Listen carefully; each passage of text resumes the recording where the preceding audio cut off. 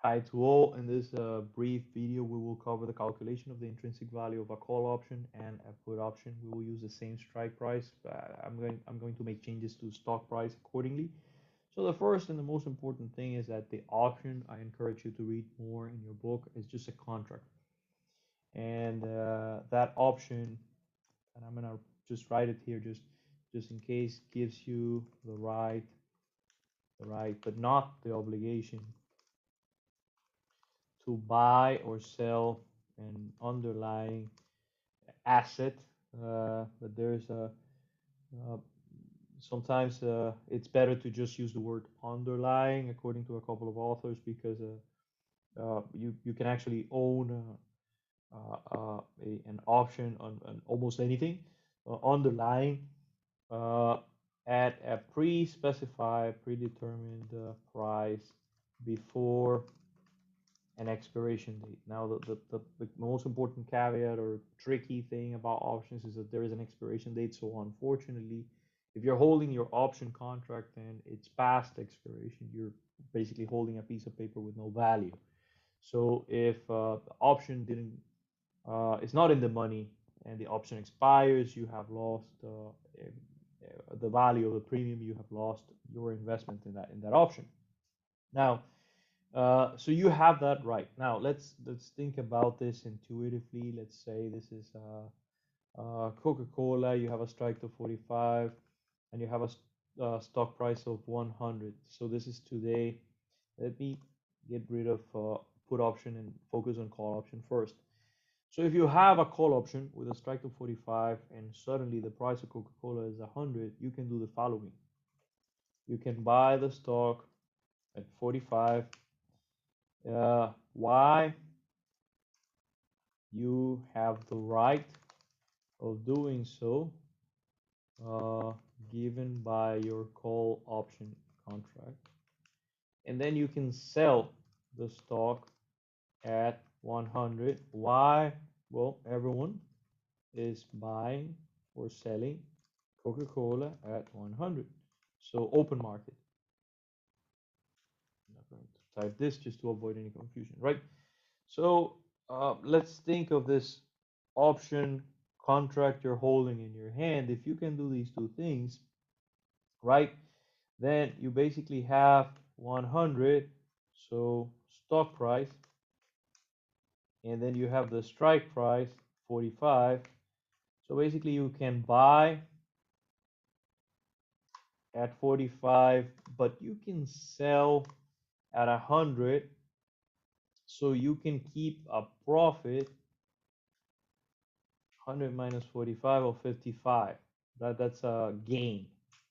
Now there is something, of course, there's a premium you have to pay in order to buy a call option, but let's ignore that for now. Let's first begin with the intrinsic value. So hence, if we are at expiration,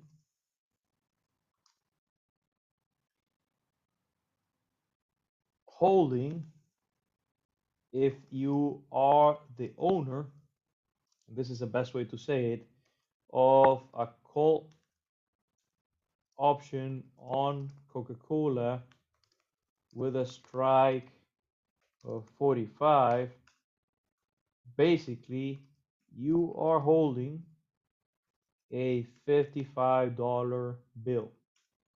Think about it. I mean, if we had a $55 bill, uh, so you're holding 55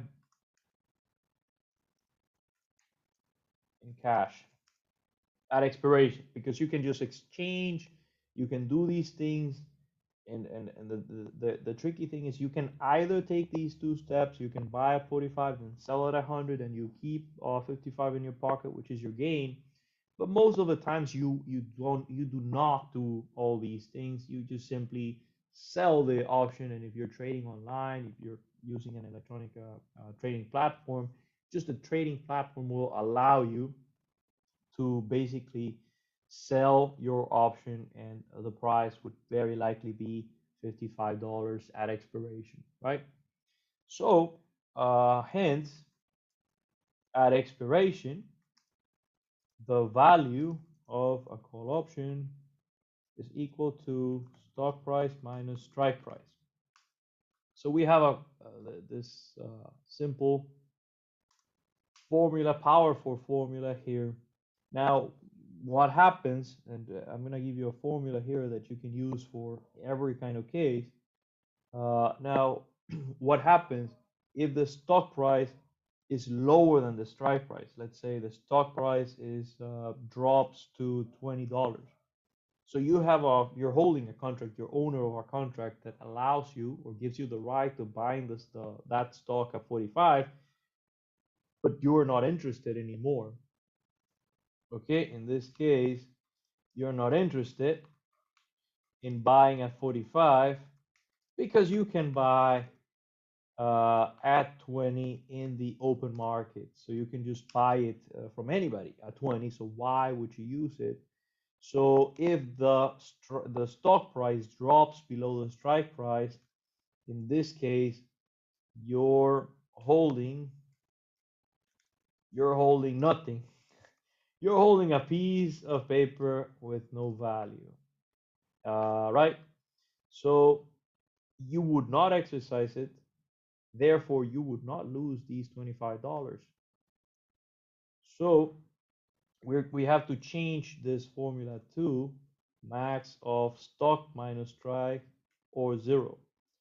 Because if this number ever becomes negative, you would simply not use it, not exercise it, and the value would just be zero, but it would never be negative. Now, let's assume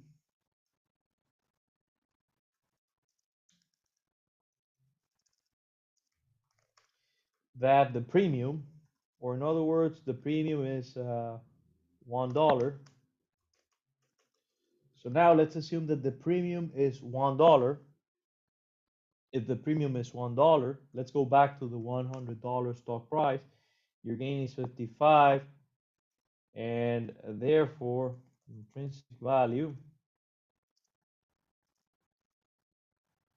we can now use our fancy formula in Excel, max of stock price minus strike price or zero.